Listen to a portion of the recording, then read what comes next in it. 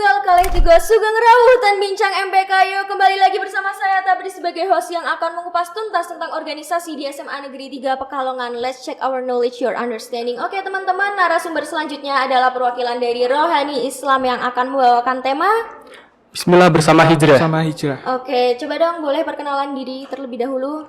Nama saya Muhammad Hanif Noval dari perwakilan Rohis. Dan nama saya Muhammad Indra Dikusuma dari perwakilan Rohis. Nah, gimana nih kabarnya selama pandemi ini di rumah aja? Alhamdulillah baik-baik saja. Alhamdulillah sehat walafiat, diberi kesehatan Allah Subhanahu wa taala. Oke. Gimana organisasinya selama masa pandemi ini? Kan serba online. Susah ya, karena serba online kita tidak bisa bertemu dengan orang lain. Terus kita tidak bisa menjelaskan dengan secara rinci. Dan untuk penghambat kepada organisasi kami itu tidak semuanya memahami teknologi yang begitu luas. Jadi ada kendala dari diri sendiri. Oke. Terus aku mau tahu sedikit dong tentang alasan kalian memilih Rohis. Kenapa? Mungkin karena ada cewek-ceweknya di Rohis yang alim-alim? Nggak tentu. Nggak tentu. Nggak. Dari aku dulu mungkin ya, memilih Rohis sebagai organisasi karena ingin menjadi lebih baik, terutama akhlaknya, kemudian ingin belajar berorganisasi dan ingin menambah teman karena di organisasi tersebut dapat mengenal lebih banyak teman dan menjadi mentalnya lebih teruji gitu. Oke, bagus tuh. Dari aku sendiri sih, aku ingin menjadi pribadi yang lebih baik. Di samping itu, aku ingin bersosialisasi dengan beberapa orang. Udah itu doang. Tapi yang jelas pasti pengen doang mempelajari agama Islam lebih dalam lagi. Ya tentu. Oke, jangan tegang ya. Iya, Kita mau Mbak. masuk materi nih abis ini. Gimana sih menurut kalian definisi Rohis? Tapi benar-benar yang dari kalian sendiri. Dari Rohis itu ialah kalau dari saya sendiri suatu suborganisasi yang ada di SMA Negeri 3 Pekalongan yang bergerak terutama di bidang keagamaan Islam. Lalu juga sebagai wadah pengajaran atau forum bagi pelajar di SMA Negeri 3 Pekalongan terutama dalam pembelajaran agama Islam yang lebih mendalam lagi. Dari saya sendiri, Rohis itu sebagai suborganisasi yang bergerak di bidang Islam. Bidang Islam ya dong tentunya karena kan buat mempelajari agama yang lebih dalam lagi. Tidak hanya itu tapi kita juga bisa menambah relasi teman. Terus pastikan ada banyak juga ya event-eventnya yang tentang agama Islam. Oke. Dari definisi sendiri udah. Terus kalian tahu nggak sih gimana sejarahnya Rohis di SMA Negeri 3 Pekalongan? Sejarah Rohis itu terbentuk dari guru PAI yang bernama Dr. Andes Ahmad Ghazali. Sebelumnya itu bernama Takmir Masjid dan diganti pada tanggal 3 Januari 2015 menjadi Rohis, Nurul Ilmi. Itu berarti dulunya sebelumnya kayak ekskul atau gimana? Dulunya emang sepertinya bergabung dengan OSIS. Oh gitu. Terus alasan dibentuknya alasan dibentuknya Rohis sampai menjadi suborganisasi kayak gini tuh menurut kalian apa sih? Kalau menurut saya, karena di Rohis itu memiliki visi dan misi yang bergerak di bidang keagamaan Islam. Nah, dari visi dan misi tersebut, banyak anggota-anggota yang satu visi dan misi dan bergerak sejalan dengan Rohis, itu akhirnya terbentuk suatu organisasi atau suborganisasi yang bernama Rohis tersebut. Juga dari Rohis itu nggak cuma belajar organisasi, tapi lebih mendalam ke agama Islamnya, termasuk kesenian, keterampilan pribadi itu juga ada. Berarti ilmunya dapat semua ya, dunia akhirat dapat semua, amin. Oke. Ini berarti Rohis itu suborganisasi juga? Iya, suborganisasi. Kalian tahu nggak bedanya organisasi sama suborganisasi? Kalau organisasi itu di SMA Negeri 3 Pekalongan ada OSIS. Nah, kalau suborganisasi merupakan tanda kutip itu cabang-cabangnya dari perpecahan gitu ya? Perpecahan dan lebih menjurus pada satu fokus.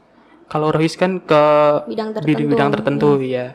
PMR juga gitu ada bidang sama tertentu. Sama kayak yang lain ya. Nah, di Rohis itu ada apa aja sih?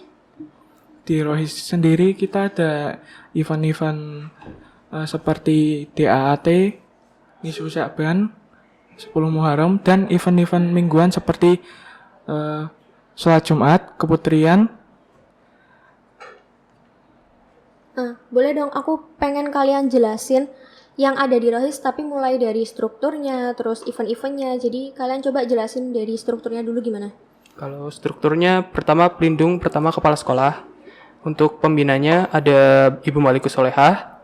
Terus Ketua Rohis Angkatan 1441 ini masih dipegang oleh Kak Aulia Rahmadinia Putri atau biasa dipanggil Kak Putri. Untuk wakilnya ada Kak Rizkon Maulana. Untuk bendahara 1 itu ada Kak Puput. Untuk bendahara 2 ada Aulia Insani, dari itu kelas 11. Yang Kak Puput kelas 12. Lalu untuk sekretaris juga ada 2, yang pertama Kak Ais, yang kedua Aisyah kelas 11. Lalu dari itu kan struktur utama, terus ada cabang-cabang C-nya gitu, lebih fokusnya ada si sholat Jumat, keputrian, terus kuliah pagi, si dakwah, si humas. Udah itu nanti menjurus pada bidang-bidangnya Nah, itu sendiri. bedanya apa aja tuh masing-masing C itu? Kalau si sholat Jumat dan keputrian itu yang mengurus dan mengkoordinir supaya kegiatan sholat Jumat dan keputrian itu berjalan. Berarti itu sama-sama hari Jumat ya kegiatannya? Ya, sama-sama Oke. selepas pulang sekolah. Lalu untuk kuliah pagi diadakan pada hari Sabtu pagi biasanya. Itu yang mulai dari mengkoordinir pembicara, konsumsi, terus mengumumkan itu di si keputrian. Itu kalau yang kuliah pagi gimana sih sistemnya? Mungkin kelas berapa langsung semua anak dicampur atau gimana? Untuk kelas itu biasanya dibedakan per kelas. Jadi pada minggu ini biasanya kelas 10 itu pada minggu pertama dan kelas 11 pada minggu kedua dan seterusnya. Oh, berarti bergilir Iya, gitu ya? bergilir. Oke. Lanjut. Tadi udah si kuliah pagi, kulpak, terus ada si dakwah. Si dakwah itu yang mempersiapkan materi pada sebelum kuliah pagi dimulai. Jadi sebelum kuliah pagi dimulai ada penyampaian kultum oleh anggota sendiri yang bertugas nanti dibagi jadwalnya gitu. Menyiapkan dakwah bisa mengambil dari internet ataupun membuat sendiri sebagai sumber referensi gitu. Terus untuk si humas bisa itu fungsinya membantu sekretaris dalam pembuatan proposal dan LPJ untuk suatu event. Kalau untuk kerja harian atau mingguannya itu mengumumkan bahwa minggu ini akan diadakan KSKP. KSKP itu keputrian, sholat Jumat, dan kuliah pagi pada hari Sabtunya. Berarti itu Ya. digabung ya itunya. Ya, digabung. Terus udah itu aja berarti. Ada satu lagi si kesenian. Si kesenian itu, jadi di Rois itu ada suatu program kerja yang namanya pembuatan mading. Nah, si kesenian tersebut yang mengkoordinir supaya anggota-anggotanya itu untuk datang dan mempersiapkan madingnya, karyanya yang akan dipasang di tembok masjid gitu. Oh, itu kalau yang madingnya itu harus benar-benar bertemakan Islam isinya atau boleh yang lain? Kalau itu biasanya disesuaikan per bulannya, yaitu Oh, berarti ada temanya sendiri-sendiri ya per bulannya. Temanya usulan dari anggota berarti. ya kita rapat dulu untuk untuk menentukan. menentukannya. Oke, terus tadi kembali ke event-eventnya tadi boleh dong dijelasin satu persatu biar anak-anak kelas 10 pada tahu eventnya apa aja sih? Kalau yang pertama itu event doa awal akhir tahun, itu event yang diselenggarakan oleh kelas 11 untuk sasarannya untuk organisasi dan para warga SMA Negeri 3 Pekalongan. Di situ kita berdoa untuk doa akhir tahun dan doa awal tahun. Di sana juga ada Maulidul Hasanah dan pembacaan ayat Al-Quran. Terus event selanjutnya ada apa lagi? Itu ada Nisfu Sya'ban. Jadi konsep acaranya sama seperti DAT, namun isinya itu ada pembacaan doa Nisfu Sya'ban pada malam harinya setelah sholat maghrib biasanya. Terus ada event-event inti lainnya mungkin yang mau dijelasin biar lebih jelas aja. Yang event yang menurut Rois paling mewah itu aksi. Aksi apa itu aksi? Aksi itu ajang kreasi seni Islami. Jadi melombakan kreasi-kreasi Islami seperti rebana, tilawah ataupun kaligrafi itu tingkatnya bisa sampai sekarisidenan. Itu mengambil jenjang pendidikan biasanya SMA. Bisa SMA atau SMP nantinya. Oke, terus kan dari event-event itu pasti kan kalian punya ini kan sistem kerja tersendiri kan buat melaksanakan event tersebut. Nah, coba dong aku pengen tahu kalau dari anak Roy sendiri sistem kerjanya gimana sih? Untuk sistem kerja dibagi persi tadi udah dijelaskan sebelumnya, diulang seperti si sholat Jumat, kuliah pagi, keputrian. Enggak, maksudnya dalam sebuah event. Dalam sebuah event. Kan pasti kalian dari mulai ngajuin proposal atau apa gitu. Itu pertama kan biasanya dibentuk pertama ketua panitia. Nah, dari ketua panitia dan wakil nanti membuat suatu rancangan mengenai si acara nanti dikoordinir oleh anggota siapa, nanti yang anggota si acara itu semua ditanggung-jawabi oleh satu anak tersebut gitu. Jadi ditunjuk salah satu anak sebagai koordinator dari si acara. Terus setelah itu ada si konsumsi berarti yang mempersiapkan dan berbagai konsumsinya. Kebutuhan. Dan pastinya kan sinya kan nggak jauh beda kan sama strukturnya kalian. Terus setelah itu terus ada si acara itu biasanya mempersiapkan rundown acara dan bagaimana acara tersebut berlangsung. Ya pokoknya adalah pembagiannya nanti tiap event kan pasti ada tersendiri. Terus setelah kalian bikin struktur dari event itu berarti kalian langsung ajuin proposalnya atau gimana? Biasanya rapat terlebih dahulu. Rapat baru nanti kalian ajuin. Nanti ajuin. Oke. Nah, kalau semisal eventnya kalian gagal, itu kalian gimana?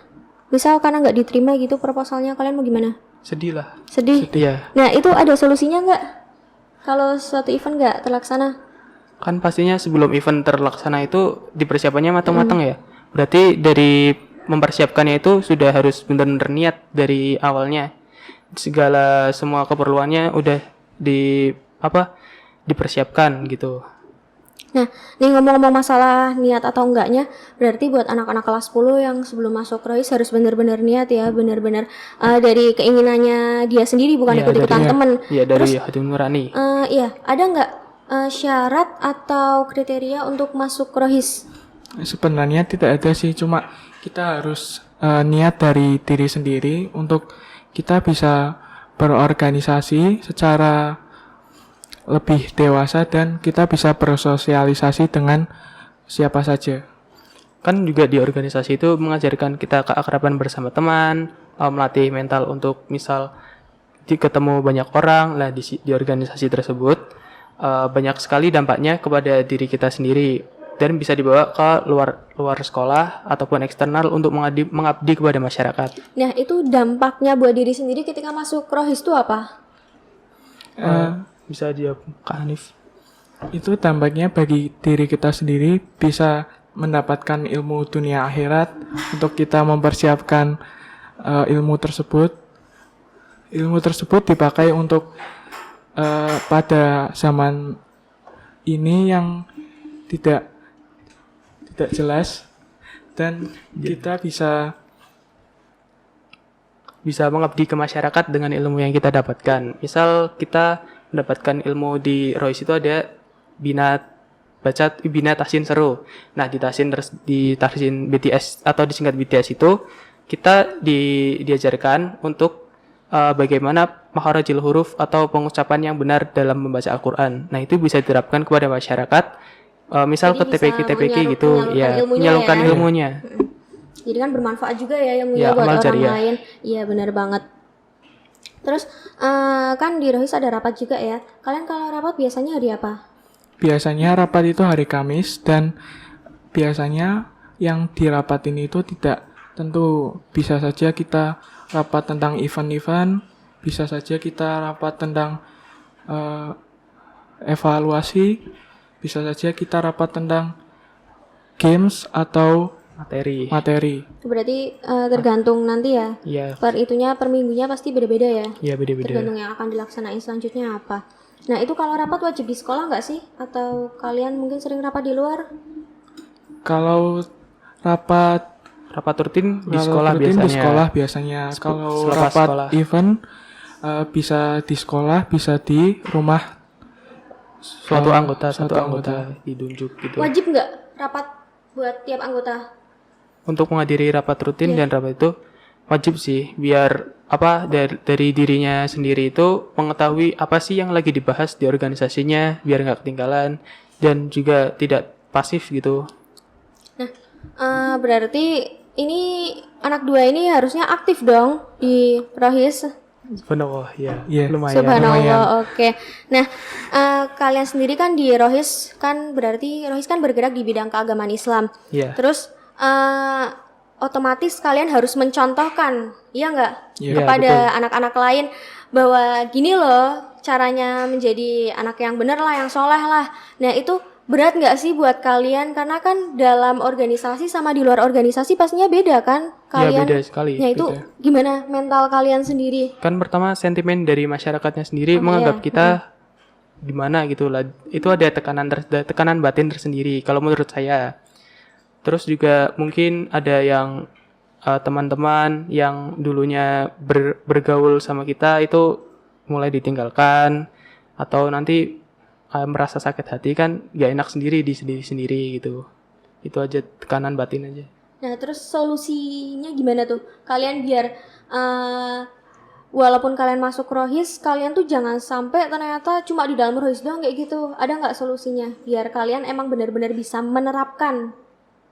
Dari aku sendiri sih menyesuaikan diri untuk bersosialisasi di dalam organisasi atau di luar organisasi. Jadi kita harus menjaga sikap kita di luar organisasi atau di dalam organisasi. Yang jelas biar nggak malu-maluin juga ya. Kan udah Iya, jadi anak betul. Rohis, masa kok mau gitu-gitu Iya, aja? nggak Kan harus berubah ada. kelakuannya. Iya, benar banget. Nah, ngomong-ngomong itu logo Rohis ya yang ada di alma mater. Ya, ini ada logo Rohis. Aku pengen tahu dong, kalian punya nggak Makna logo. makna atau sejarah logo lah, boleh kalau ada diceritain. Untuk logonya sendiri ini kan ada warna hijau. Warna hijau itu Bisa ditunjukin? ya melambangkan bahwa Rohis itu berpaham Ahlus Sunnah wal Jamaah atau Aswaja. Lalu ada 5 sudut, 1, 2, 3, 4, 5 itu melambangkan rukun Islam. Dan untuk warna kuningnya ini menambahkan keceriaan bahwa di Rohis itu ceria kok, nggak terlalu pakam-pakam banget. Lalu ada gambar masjid, ini sebagai simbol bahwa pengurus masjid. Dan ini ada bintang sebagai simbol ketuhanan Yang Maha Esa. Lalu di sini ada logo Al-Quran. Al-Quran berarti sebagai cahaya ilmu dari Rohis tersebut berarti berpedoman kepada Al-Quran. Dan ada 2 lingkaran hitam di sini itu sebagai makna kekeluargaan dan kerjasama. Ya, itu. Berarti kamu punya nggak definisi makna secara keseluruhannya? Kalau menurut saya berarti dalam kehidupan itu harus pertama berpatok kepada Al-Quran. Kedua, dalam kehidupan bernegara harus berpatok kepada Pancasila.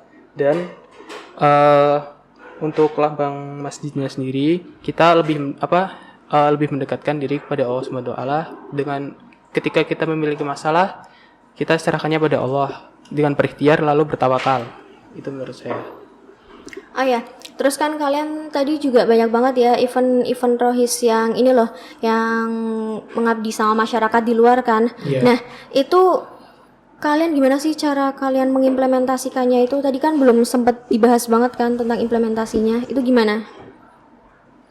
Menurut implementasi terhadap masyarakat, kan pertama dari dalam diri sendiri sudah diniatkan untuk menerima ilmu agama lebih dari teman yang lain.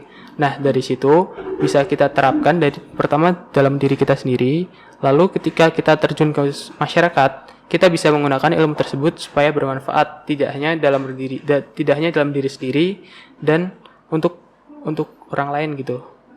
Dan juga bisa dipandang bahwa Rohis itu suatu organisasi yang gak cuma di sekolah juga loh, ada juga yang impact-nya terhadap masyarakat, jadi lebih dikenal gitu. Terus gini nih, kan dari hal itu berarti kalian harus bisa manajemen waktu kan? Nah itu cara kalian manajemen waktu gimana?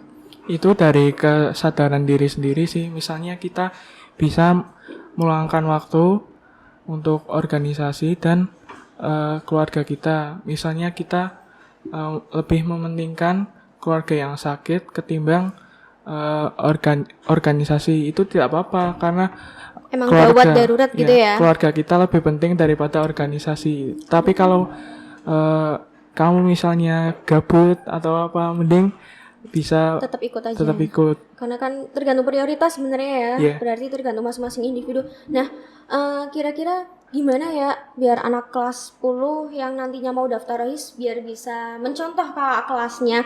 Nah, itu kira-kira apa aja yang harus dipersiapkan atau mungkin ada syarat tertentu sebelum mereka masuk Sebenarnya sih nggak ada rohis? syarat khusus untuk masuk rohis. Yang penting niat dalam diri untuk tekun dan istiqomah di dalam rohis. Kedua itu yang manajemen waktu itu sangat penting karena apa? Sebagai organisator pasti kedua kegiatan itu pertama keluarga, yang kedua organisasi itu mesti crash.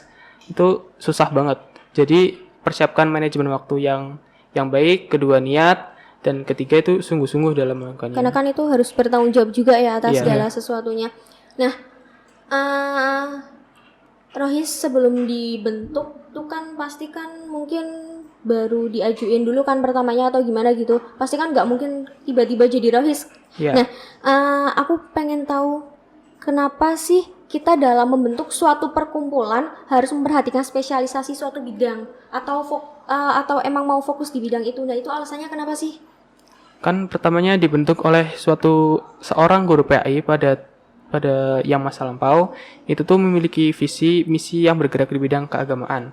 Nah, kebetulan ada sekelompok orang yang bervisi atau bermisi yang sama, dan jadi terbentuk suatu kumpulan, tadi perseorangan, sekarang persekumpulan yang memiliki visi dan tujuan yang sama. Nah, visi dan misi yang sama tersebut, kalau rohis itu bergerak di bidang keagamaan Islam sebagai forum dan pengajaran terhadap siswa-siswi di SMA Negeri 3 Pekalongan. Nah, dari situ dapat terbentuk suatu suborganisasi rohis tersebut. Berarti kan biar sama-sama bisa merealisasikan ya visi, misi, tujuan dan hal-hal lain yang akan diwujudkan. Iya. Terus kalau dari kalian sendiri, gimana sih tips and trick atau metode yang akan kalian pakai untuk membimbing atau mendidik anak-anak nanti yang masuk baru kelas 10? Kak Hanif. Kalau aku sih lebih ke arah friendly ya. Kita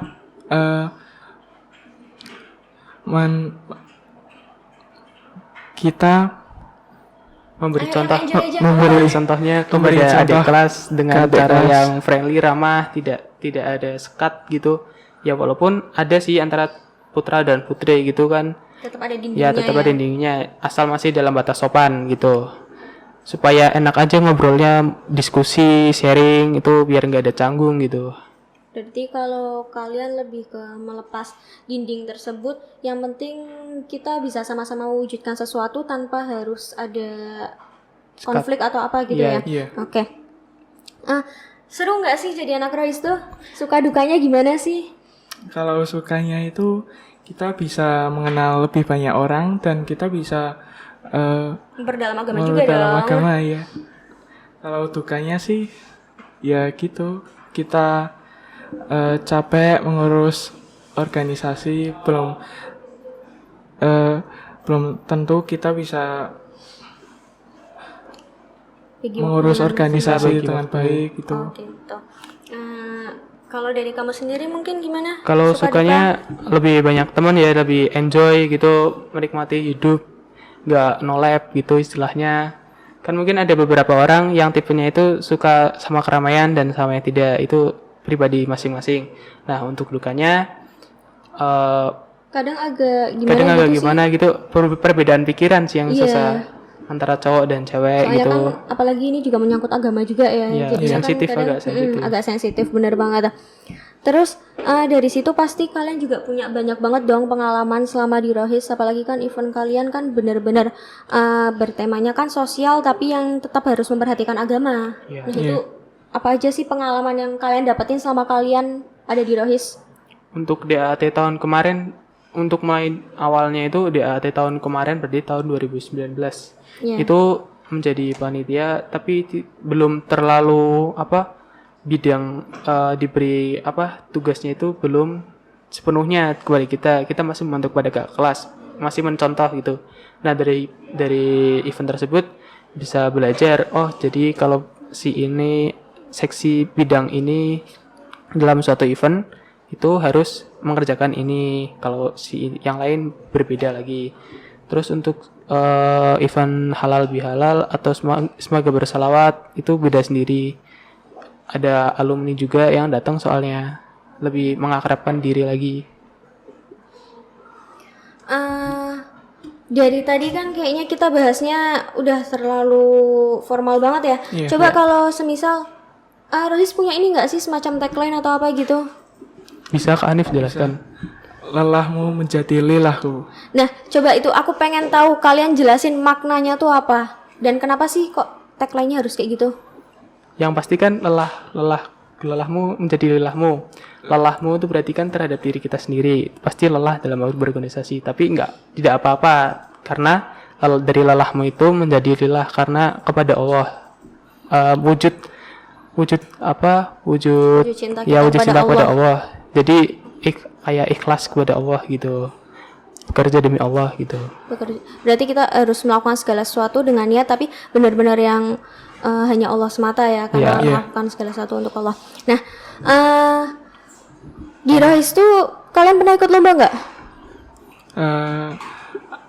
Saya sih belum pernah. Kalau teman saya itu pernah. Tapi ada lomba-lomba yang diikuti Rohis. ada. Coba dong aku pengen kalian sebutin terus jelasin itu lomba-lomba yang apa aja dan gimana sih biar nanti adik-adiknya bisa lebih memperdalam mungkin. Kalau beberapa waktu yang lalu itu ada kakak kelas yang sudah lulus, berarti tahun ini itu mengikuti lomba rebana sampai ke senasional. Itu pas waktu dulu itu di Universitas Diponegoro, lomba rebana. Juara berapa? Juara 2. Lalu untuk yang waktu dekat ini itu ada SARS. Hafiz juara 3. Itu sama kakak kelas juga, namanya lupa aku siapa, yang SARS itu. Terus juga lomba rebana pernah diikuti, semoga pelajar bersalawat itu milik Fariskal, namun belum diizinkan untuk menang gitu. Banyak sih sebenarnya, terutama keterampilan seni Islami juga? Ya. Iya. Gimana itu lombanya? Ya misal kayak rebana gitu kan ada latihan rutinnya setiap malam minggu ataupun Jumat malam itu latihannya. Nanti di situ ada pelatihnya Pak Asim. Terus vokalnya juga ada dilatih, bisa tilawah, ada lomba tilawah nanti ada dacil. Oke. Pernah nggak sih kalian dalam melaksanakan suatu event atau ketika mau ikut lomba terus kalian malah terjadi konflik sama salah satu anggota, atau mungkin kalian punya sambatan apa gitu, keluarin unek-uneknya Pernah sih. biar nanti bisa jadi pelajaran buat adik-adik yang sebelum masuk Rohis biar bisa lebih baik lagi. Boleh dong disampaikan. Pernah sih.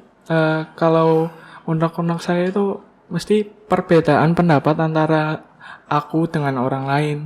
Misalnya aku berpendapat A, dia berpendapat B. Susah nyatuinnya Susahnya gitu. nyatuinnya gitu. Kalau aku solusinya itu menyatukannya itu dengan cara kita memilih jalan terbaik yang tidak ada kekurangan sama sekali. Tapi kan segala sesuatu pasti ada minusnya juga kan, berarti itu tergantung voting atau gimana itu? Tergantung, ada yang tergantung voting, ada yang tergantung Baik buruknya Situasi aja gitu. yang berjalan gitu. Oke. Kalau dari kamu sendiri mungkin pengen sambat unek-unek mungkin anak-anak yang kurang aktif atau gimana gitu? Ya pertama yang buat teman-teman yang sekarang malah pada kendor itu sangat disayangkan, soalnya tujuan kalian awalnya kan ingin mendapatkan ilmu agama yang lebih baik dan berorganisasi. Nah kenapa di tengah-tengah jalan kalian malah kendor?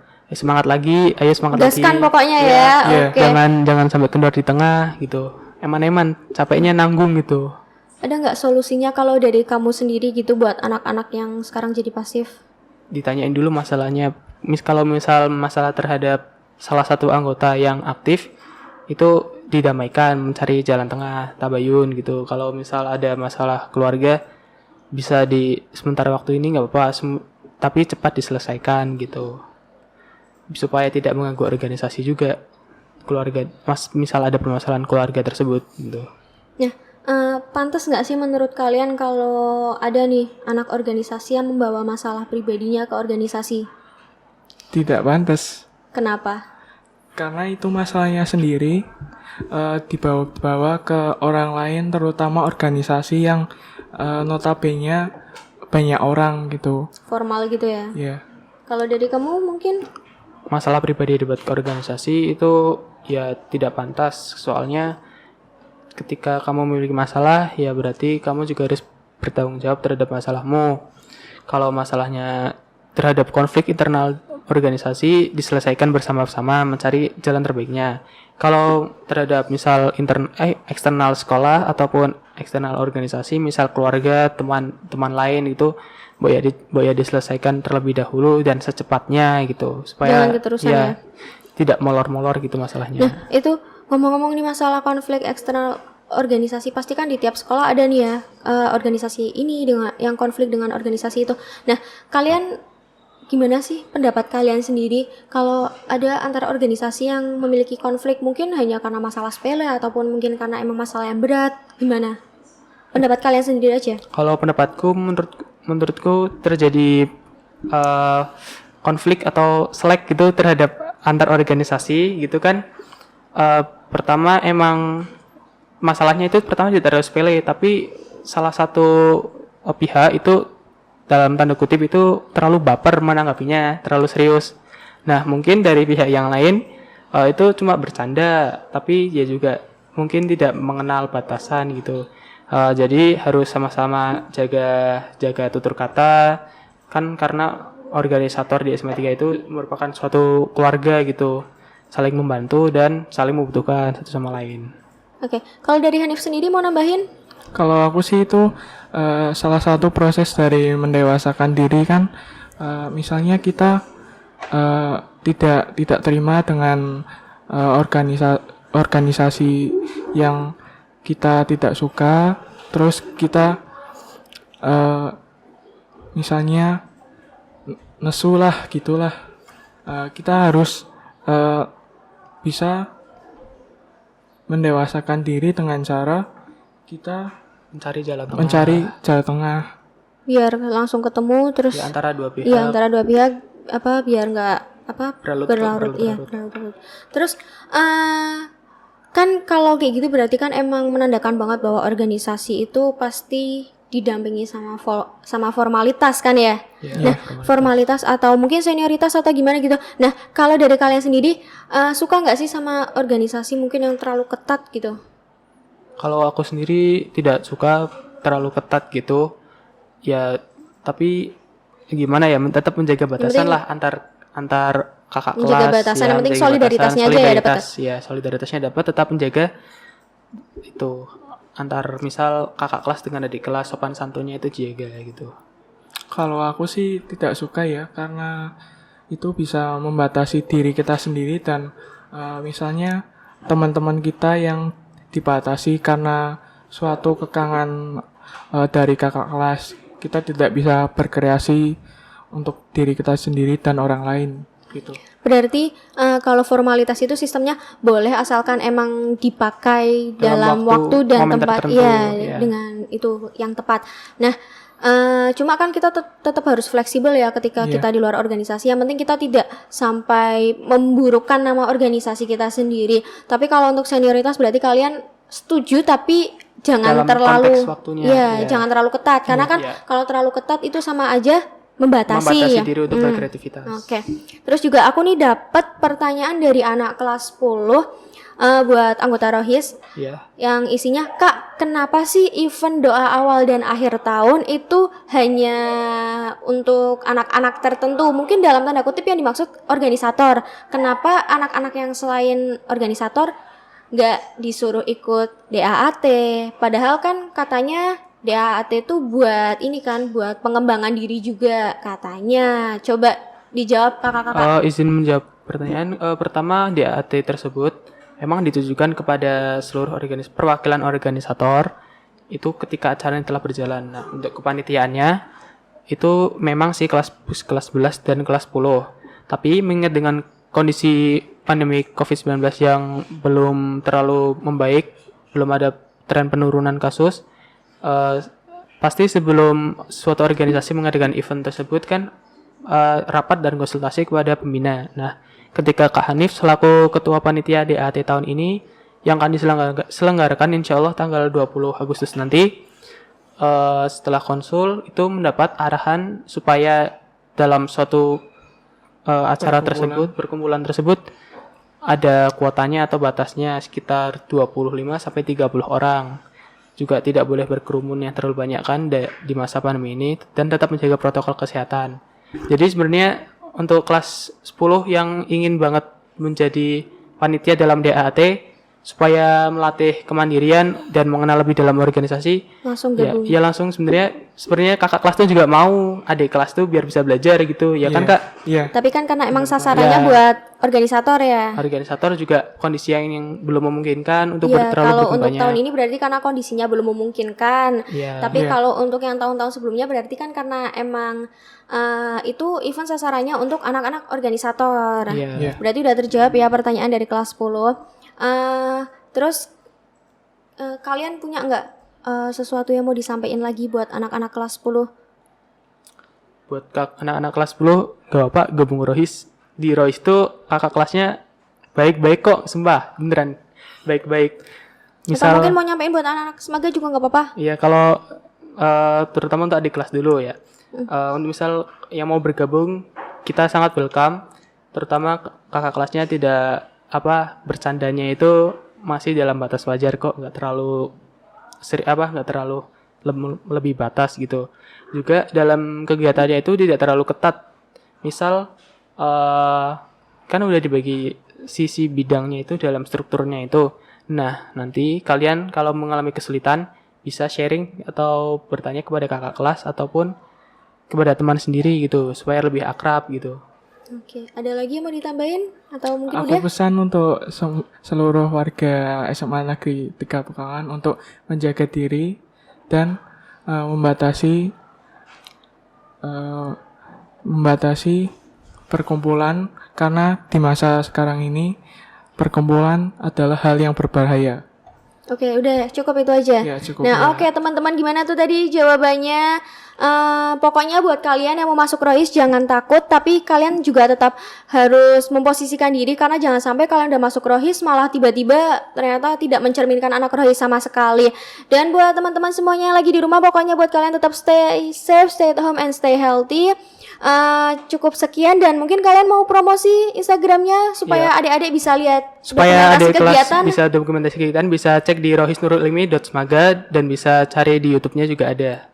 Berarti Instagramnya @rohisnurulilmi.smaga. .smaga. Untuk YouTube-nya Rohis Nurul Ilmi gitu. Rohis Nurul Ilmi. Iya. Nah, oke, makasih buat narasumber yang udah datang, dan terima Sama-sama. kasih buat yang udah bersedia menonton. Sekian.